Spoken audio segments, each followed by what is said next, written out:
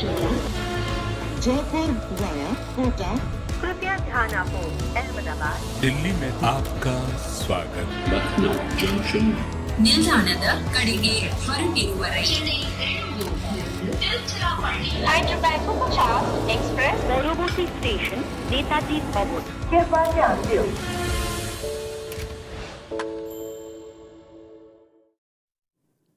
The Nawabs of Lucknow take on the Nizams of Hyderabad today. Both these teams, are on 12 points. They've played 11 games. They've both won and lost the same amount of games. So both these teams really want to win. Welcome to Cricbuzz Live. I'm Saiyami to talk about this very important game. I've got two very important people with me. Please welcome Shaun Pollock and Pommie Mbangwa. Welcome, gentlemen. Hello, Sam. How are you? Very well. How are you? Yeah, very good. Thank you. It's always nice to have you back in the studio. Nice to see you. Nice to have you back. I was here yesterday. Oh. Nice to have you both back. So I have got you all both here to explain to me the major scenarios that we're talking about today, because this game is very important. Lot of the teams are going to be sitting there with their nails in their mouth, especially MI, because if Hyderabad win today, it's out for MI. It's curtain calls for sure for MI. Yeah, definitely scenarios.com. The moral of the story is we're not really worried too much about qualification, because qualification, we don't know. That's got a long process to unfold. But we are worried about elimination. And that's where Mamba fans are. And you can see the fourth point down there. Mamba can't go beyond 12 points. So if we get 4 teams onto 14 points, then that is the issue for them. And that's the big worry. And obviously, with these teams playing each other tonight, whoever wins here, one of them will go to 14. And then we've also got LSG that's going to play Delhi. And whenever the team wins on that occasion, will also go to 14. So hence, what we need for them to stay alive, and the 5 cameramen who support Mumbai Indians behind the cameras over here, we need Hyderabad to win tonight. Yes. And they go to 14. And then we've got a scenario where you can still get to 12 and go through. Okay, well. Well, it is supremely complicated, because if, for instance, Hyderabad does lose today and Lucknow wins, which means MI is out, which means GT need to win all their games, the remaining 3 games, and which also means the game between Punjab and RCB will decide who stays on. So there are 4 teams sitting and watching today's game, rooting for Hyderabad to win. There are some teams that have been in the situation for a bit longer already in the tournament, Mumbai being one of those. For a bit, I think RCB were one of those who were kind of, sitting there waiting, watching and hoping. But for me, what I love, and I think I sit here every time and I say it each season, what I love is that we get to this point in the season and we expect that there'd be, 4 that have run away and the others that are gone, and we don't know. We know already who's going to be in the playoffs. But each time we don't. Each time we're here going with polyscenarios.com. Well, it threw a little spanner in the works for you, right? What is today? Today is the 8th. Right, yes. And Friday is the 10th. And if scenarios work out a certain way, I can inform you that by Friday midnight, 3 teams could be eliminated. Yeah. And that's a very quick elimination. Exactly, as I'm we have saying. a lot of games to go. With 16 days still to go in the tournament, 3 could be out. So, well, watch the space. I'm here to tell you that I sit here every season, and this is what we say, and then that doesn't happen. Well, the good news for Lucknow actually is that they have beaten Hyderabad on all accounts, that they've played Hyderabad in Hyderabad. So that's one. If you go historically, Lucknow will be keeping that in mind. They've won the toss today, so they've gotten off to a great start. They're going to be batting first. We know the Hyderabad pitches, you get plenty of runs there. So good start for Lucknow there. Yeah, I think that's a good start. Yeah. Even if we look from a perspective of, if you're a fan and you're just sitting there, what don't you want to happen? You don't want the Hyderabad side, the Sunrisers, to be under no pressure, trying to bat first, putting a score on the board at home. Because what they've done generally is they've absolutely smashed it. An average of about 200, more than 200, I think, batting first at Sunrisers Hyderabad. So Yeah, and also they've kind of hit a speed bump because I believe they've gone one way in the way that they've played, where doesn't matter where they're playing, they think that they can be very aggressive towards other teams and will look to try and score those record-breaking scores, and have not been able to temper themselves and their tempo in the way that they've batted to kind of adjust to surfaces that might not quite have 240, 50, 60, 70 out there for them. So yeah, it's a pressure game. It's a game where they've got to kind of show if LSG can put a score on the board, that they can actually go according to script rather than just kind of tear up the playbook. Well, that's the point. I mean, we always harp on it, and it's more coming from the commentator's perspective about adaptability. It's like, yes, all teams, if they have that game plan A and everything goes according to plan and they just smash it, they're going to win. But the key when you get into knockouts is being able to adapt on the day. And, I mean, in all honesty, SRH, I thought they would have qualified. But I mean, honestly, I looked about 10 days back and I thought, oh, well, they're in. You know, there's no doubt that they're going to get through. But they haven't managed to do that, even with that squeaky win that they got the other night, where that could have gone not according to plan as well. So I think they'll be desperate to get back on track. LSG, but the good thing for Hyderabad is they have a great record at home. So they will be playing the next 3 fixtures at home. So we have a look here. They play Lucknow today, then they play Gujarat and Punjab at home. So they have that home advantage. They started off very well in the tournament because they had won 5 out of the 7 games. And we know they like playing home. So they'll have that in mind, saying that, okay, we like being here. Yeah, I mean, we've got a similar thing in the SA20 back home, the Orange Army. And that's what they are. I mean, they get a lot of good support and the people get behind them. They were just one full toss that was dispatched away from being 50-50, to be honest. But they are 3 from 4, so that's good vibes for them. So heading back there, they'll be quite excited about it. Interested to see what they do with their team again. I don't think they got the balance quite right. I don't think Marco Janssen's feeling very confident, so they might tinker with that. But yeah, I think you've got to try and create a fortress of your own home ground. Yes. And understanding the conditions and facilities as best you can, you've got to try and make sure it counts and get the points. So they'll be dead keen to get a win again under the belt tonight. Well, you spoke about balance of a team. Lucknow on paper have a lot of balance. They've got a whole lot of all-rounders. But Pommie, do you think they've not really quite converted the potential from paper onto ground?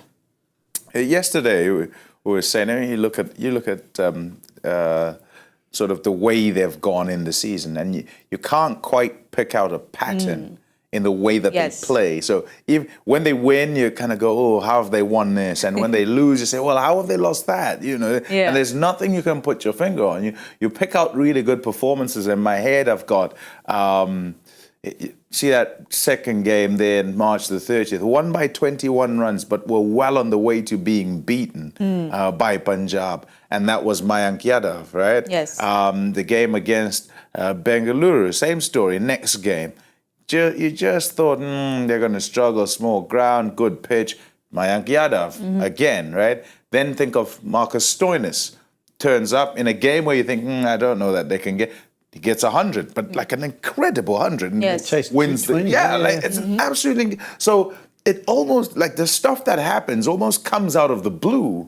And yet, when you look at their team and you look at who plays for them, you can pick out so many names that are match winners. Yes. But you wouldn't say, even though you don't look at them and say they're big stars and everything, they should more play as a team, you wouldn't say they kind of do that. Yes. You know, so yeah, I can't put my finger on what it is with that team. And perhaps that's a good thing. Perhaps that's kind of how they will get through, because you're not sure what you're combating or what you're sort of fighting against when you come up against them. Yeah, if we can bring those results chart back again, the one thing I would say is that I feel that they dominant at the top of the order. I don't think they've found the finisher. Yes. And maybe that's what they're missing there. But have a look also, when you leave it up to the bowlers, you know, I mean, they've got a bit of experience, but not quite enough for me. Because have a look at some of those losses. Lost by 6 wickets, lost by 8 wickets, lost by 7 wickets. And teams that have come up against them, I know there was one of them, it wasn't a big score, but you do get the feeling that maybe just not enough firepower when it comes to defending this total. And that's why sometimes the pressure builds up on their top 3 when they bat first, like we have to make something massive. in order to give our guys something to defend. It's disappointing that Mayank Yadav got injured. Yes, there's so much potential. It gave them a bit of spark. Oh my goodness! So I watch on television and you see the first game where he gets player of the match, and then I did their next game, which was in Bengaluru, and if I say to you that Chinnaswamy went dead silent, imagine that. Yes. So try and imagine that, like a sea of red, and everyone's absolutely loving what's going on. And then on comes this youngster and bowls the speed of light, and everyone like that works out that, oh dear, we've got trouble here. Yes. And it was trouble because I think it knocked over 3 and that was that. Game was done. So, yeah, it's just a pity. So for them, unfortunately, they have been riddled with their injury because we know that Mayank Yadav was playing on everyone's head. All the opponents were kind of wanting to play him out. And have you noticed also how it's playing, Justin Langer is still trying to play it on people's head? He said he might still come back. He might be back. Side strain, be back. It's quite an Aussie thing to do, play on your minds. But just kind of pretend that you've still got him up your sleeve.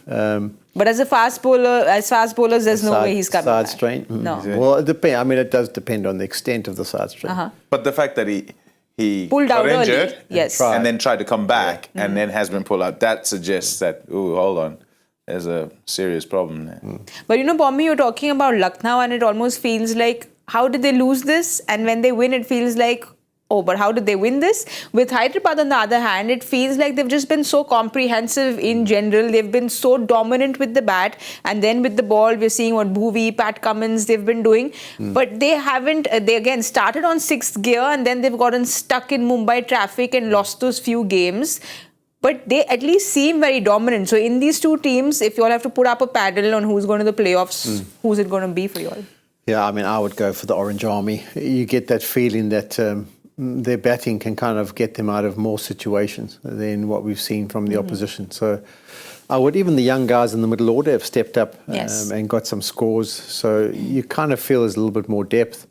So for me, I just think that also when teams go and play against a side now where you've got Head and a Klaasen in, it gives them headaches. Sure. Yeah, I mean, they'll spend hours analysing those two because they know what they can do. So it kind of gives them that little bit of X factor. Whereas if you play in LSG at this stage, well, they've got guys who can perform, but not quite the same X factor. So that's why I think they would sneak. I too would pick them, but I'd pick them with this sort of proviso that would say, just because it's shiny doesn't mean it actually is gold. And that's because there's a difficulty to maintain when it comes to IPL, to keep going for the 14th, 15th and 16th game to make sure you get over the line. So when you think back and historically and you think of, the best champions there have been in IPL, Mumbai, Chennai, notorious, both those teams, notorious for poor starts in the competition, where they wouldn't go so well, they would take some time to figure out an 11, or even if they don't. So Chennai are very good at sticking to an 11, and having a core, and then those players finding form through the tournament and then taking them all the way. For Mumbai, maybe the chopping and changing and whatever it is, and then arriving at what their team is, having started poorly, and then at the right time in the tournament peaking. We saw it with Rajasthan Royals last year, where in the first 6 or 7 games, we thought of Sunrisers this season. And they just had a drop. They must go in. Surely they're going to get there.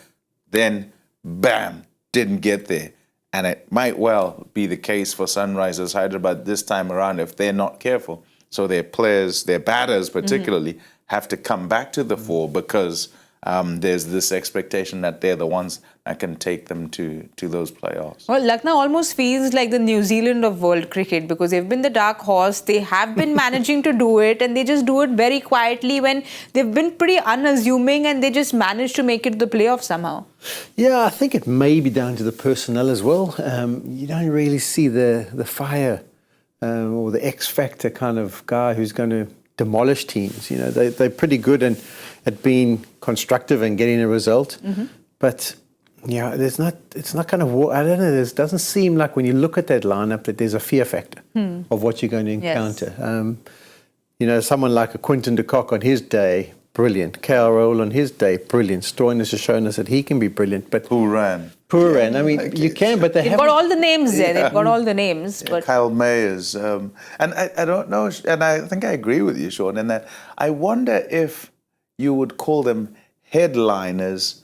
Do you know what I mean? They are headliners in performance, but not necessarily from a media perspective. So, like a KL Rahul goes on a tour with India, he's fantastic, but you're not looking at him as the main guy. You know, similar sort of thing with Puran. You know, I mean, the main guy in the West Indies team, but he's a fantastic player. And they all are. Quinton de Kock, and perhaps he'd probably be one you'd say, oh, Quinton de Kock, main guy, South Africa. But what about when they're with Lucknow? How come do you know what I mean? Coming together. Yeah. We'll have a look at the teams now, because I think there are a whole lot of changes that have come in today. I don't know if you had called these changes yesterday in your match. Let's have a look at Hyderabad's playing 11 if we can.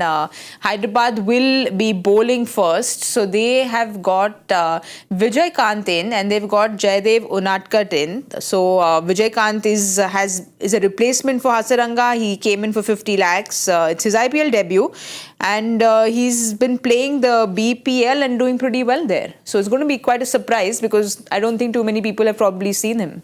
Yeah, I was actually thinking that they would leave out Jansen. I think after 2 games, he didn't quite show more than enough. I thought what they would do is go back to Markram. So that does come a little bit as a surprise to me. And we'll have to see how he gets on. But the rest of it looks fine. It looks pretty balanced, like we've seen from them batting-wise. And also Unadkat coming in, maybe because the tracks are getting slow and they're holding up a little bit. He's got those good variations. He bowls those cutters and the different slow ball deliveries, and he can be effective up front and at death. So, yeah, not a bad one. And sometimes just a change-up, you know, just to give them a bit of freshening. Watch for the no ball. Because always when the guys come off the bench and they have just been bowling the net, let's watch for if he delivers a no ball or 2. But it's a nice opportunity for him. He's been around for a while, so experience-wise, he's right up there. And let's hope he can implement today.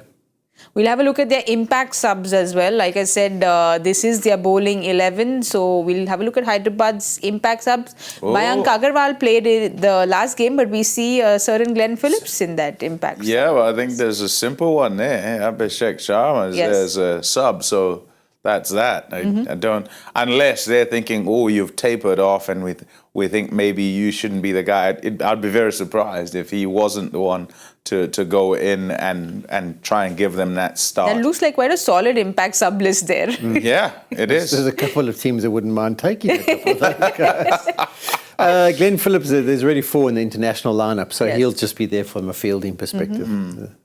As we said in the other show, the names on the back of his on their hats. Phillips is their sponsor, but he can't get a gig. Let's have a look at Lucknow's playing 11 and see the changes that they've got into today's team. We've got Quinny de Kock coming in. We've got Polly smiling away there. Mawson sits out. And Krishnappa Gautam comes in. So that's going to be a surprise as well. Ashton Turner sits out. So they have kind of moved things around, but I think Polly had called this. You said, I don't know why Quinny de Kock's not playing, because we know what a star player he is. Yeah, I mean, and they tried, his name eludes me, Kulkarni, didn't they? They tried him at the top of the order. Ashul Kulkarni, he didn't go well in the 2 encounters. So it is such an important thing. You can't really mess around with the top of the order. It's so often we've seen teams get off to great starts in the first 5, 6, 10 overs. And you know, when you've got 2 people of that experience, I think that's what they've gone back to. They've almost loaded that top 4. Deepak Hood has been okay as well, so you've got 5. And I think that's what they're looking for, that experience now under the pressure situations to take the lead at the top of the order and dominate. We'll just have a look at Lucknow's impact list as well. That was their batting 11. So who do you think is coming in for their bowling? Do you think Amit Mishra or Siddharth comes in?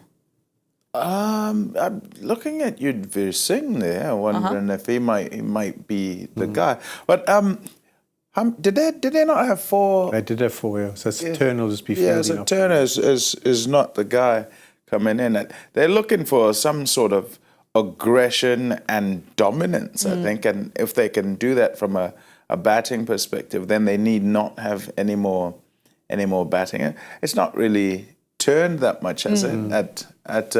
Yeah, maybe that's why they just got that option in case it does. Yeah. But Dev that pedicle too. I mean, gosh. Yeah. I know he had a sickness and he was out of it for a while, but I loved him about 2 seasons back. Yes. And I was like, RCB, he had where a was he really- came in great at season. 3, and I thought, okay, well, he's playing well, but he's in the wrong position. Someone's going to snap him up, and he's going to go from strength to strength. But talking about the positions for Lucknow, which have been a little messy this time, because once Stoinis goes up, you're talking about it, they haven't really had the firepower in their finishing. They've got too much on Nicholas Pooran's shoulders, you'll think, because, they are striking at 10.12, which is the lowest we see here in the numbers. Yeah. And also, I think 22 sixes that they've hit, Nicky P's hit 15 of them. So clearly he's not having that support to finish things off for Lucknow. Yeah, and this is kind of a specialized role, isn't it? If you look around at all the other teams, many a time you're asking questions of why certain players aren't coming in or aren't allowed to sort of come in a little bit earlier, and they're being saved for the back end. So you can't afford that. I don't think you can afford a scenario where you don't have enough at the back, where a Nicholas Pooran is the only one that you have. Think back to yesterday. You have Rovman Powell, he comes in at the back end. Normally Hetmeyer's also there, comes in at the back end. That's a couple of your overseas players who are there. So to leave that to young local players is a lot to ask, I think. And I guess in sort of trying to figure out which way you're going to dominate the game, some teams will say load up the top and try and dominate from there and go all the way through. Somebody will carry on all the way through. In a high sort of risk game, I don't know if that's such a good strategy. Sometimes it does come off, though. I think Stoinis was supposed to be the sort of supporting act, but he didn't do anything at the bottom end. That's why they've thrust him up to number 3, and then he's been successful there. So ideally what you would have wanted was Pooran and Stoinis at the back end and them to be effective.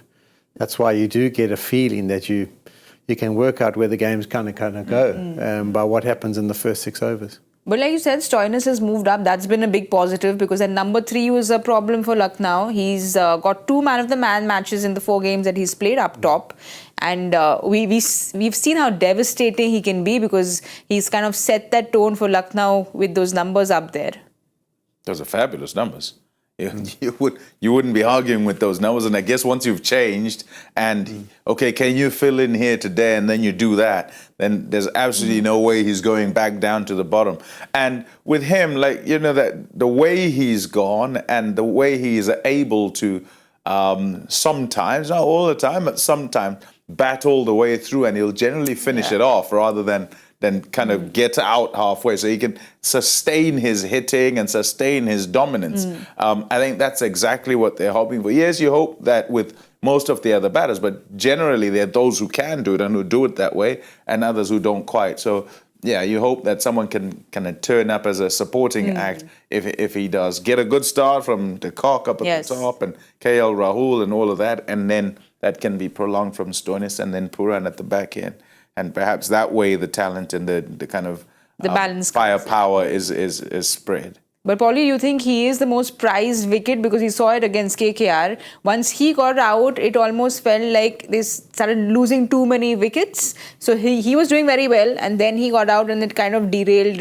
You're saying Stoinis? Yes. Yeah, I think he has become. You see, I always got the feeling also when you watch him at the back end, is like he's not a guy who always starts all that well. He needs a few balls to get in. Yeah, he does suck up a few. And once he gets himself in, then he can be destructive. But that's why when over 16 to 20, he kind of sometimes wouldn't get himself in, block a few balls, whoosh it up in the air. But he's kind of been getting himself in, and I don't know if it's the fact that he's been getting to the crease earlier and that there's boundary options, that the field's in and he can whack a few through, and that they've lost an early wicket, so he's prepared to take his time. But in the current form, I would say that he would be the most prized wicket at the moment. Once they would get him out, then they would, because that means they've got through one of the top two. They've got him to the crease, and if you get him out, I think that's where they'll believe. And someone who's going to be looking to get him out is Bhuvi, who's doing so well. It's so good to see him do what he's doing. We saw what he did the other night against Rajasthan. Up at the top, he got those 2 key wickets of Sanju Samson and Butler, and then he defended those 12 runs with one fielder in, Rovman Powell there. Pat Cummins had spoken about it. He said that he's going to be a key to our bowling, and we can clearly see why. Yeah, his form has had to improve through the season. Up at the front at present is where more than at the back end. He'll admit to everybody that, oof, I got lucky there because the full toss disappears out the ground. We don't win the game. And they won that, so that's okay. No problem. And these days, generally, you're not really going to defend 12 unless you bowl a really good over, right? But what I found fabulous and where I thought, oh, here's Bhuvi is back, was with those 2 wickets up at the front. The fact that the first one's like, nick, catch, slip, and then the next one is in and at the stumps. It's like test match cricket, really, as you watch that. So it was fantastic to see that. I hope that his form can continue to improve. It needs to. Just like we're talking about a return to form from the batters, I think if they're going to get there, they're going to need Bhuvi to improve his form, continue to improve, because he certainly has from the start of the tour. Yeah, he was good again against Mumbai. I think he was 1 for 22. Yeah. So once again producing. I think what also happens with the bowlers, and I think particularly this season, it's been more significant, is that you don't play RPL and you kind of come back and you kind of remember what the pressure was like and you kind of remember the skills you employed. And then after 2 or 3 games, you're like, gosh, I better rethink this. I need to get my skills sharper. I need to get my game plan better. I need to be aware of what is and what isn't. I need to get to that mindset of I've actually got to back my skills. Like if I can shape it up front, in and out, I've got to do it. I can't just be putting it there hoping that I don't disappear. And it's a bit of an eye-open and a bit of a wake-up call that most of these bowlers go through. And we've seen a bit of a period here over the last 5 or 6 games where the bowlers have kind of bounced back. Yes. And that's what happens with us bowlers. You can't keep us down. We always come back with new ideas and we always come back through to the fore. But I got that feeling about him, and I think he's now worked it out. I think mindset-wise and skills-wise, I think he's sharp. Do you think it's also the pitches? Because the second half of the tournaments, they've gotten a little slower. You can see those cracks coming up. We see here the first 6 matches, we can see his economy was 10.5, and then next 6 games, his economy is dropped, strike rate has dropped. So everything seems to be, he's taking more wickets. So do you think it's just the slowing down of the pitches? Yeah, I don't know about the slowing down. I think maybe they grip it a little bit, so maybe that little seam movement's more prevalent, whereas they kind of make like national roads for the first 3 or 4 weeks. I think the Mumbai surface in particular, the last one he played, that definitely offered him something standing up nicely. So you have to see. But I just think his game plan's got better up front and at the back end. I think also you get caught by surprise. And I think it's to the same point, Shaun, that you talk about with regard to sharpness. And sort of compounding that is the fact that when you turn up and batters are even more aggressive than they've been, then, at first guys are going, okay, I just need to be on the stumps, when actually it's not helping you. And guys are hitting through the line, you're getting a wicket or 2 in the power play, and it's not stopping them, and they still keep going. Thinking, well, where are we here, for the first part of the tournament? Everyone's asking, oh, what's going on? They might as well have a bowling machine there. And bowlers are having to try and catch up within the tournament. And the guys who are really good, and Bhuvi is one of those, they catch up. They kind of work out, 1, rhythm gets that little bit better, and 2, they've got to troubleshoot and come up with how do we make sure that we hold sway for some part of the game, because if we don't, then it's going to be 270 and 280 like was at the beginning of the tournament. It's also his batters he has to blame, right? they kept posting 250 and 280 or whatever. Yeah, there's no option for the opposition. Yeah, so the opposition swinging at you from ball 1. There's like no chance to get into the innings. Well, I love it when I have 2 fast bowlers with me, because we're going to have a nice and bowler-friendly show. But what I don't love doing too much is having a look at Mr. Joy Factor for the day. Not again. Yeah. Yeah, we have to do it. We have to do it. Which uncapped batter has the most number of runs in Indian T20 league history? The question seems simple, but I don't quite think the answer is just as simple. Which uncapped batter has... So he's never most- played for India, Yeah, but he's got the most never- T20 runs. His Indian T20 history, any team. He's not played for any team at all. Okay, yeah, but see, we need clarification here. Because Indian T20 history is IPL, there's other stuff, right? But there's other... So what we'll do is we'll go out and call Mr. Bhattacharya. But it says this league. It says the uncapped IPL league, but we'll still ask him for all the clarifications outside. Okay, so who's gone really well, but didn't get obviously selected for India for a long period because you had your Kohlis, Rahuls, Sharmas. Must be something along those lines. We have to give it some thought. Yeah. I'm going Abhishek Sharma. He's still not selected. Something like that. Someone like Abhishek Sharma. Anyway, we'll see. We'll see what it is. But what the most important thing that we do, which I heard is a bit whimsical, is the word which was used yesterday. We need to come up with some sort of, Pommie, more. you're not showing the seriousness towards this very serious terribly game. You sorry. have to get off the mark. I'm terribly sorry. We can see the seriousness that Polly's shown to the game. So I think we give him the chance to go first. Okay, go on, Shaun. Who's batting first again? Lucknow is batting first. Lucknow's batting first. Oh.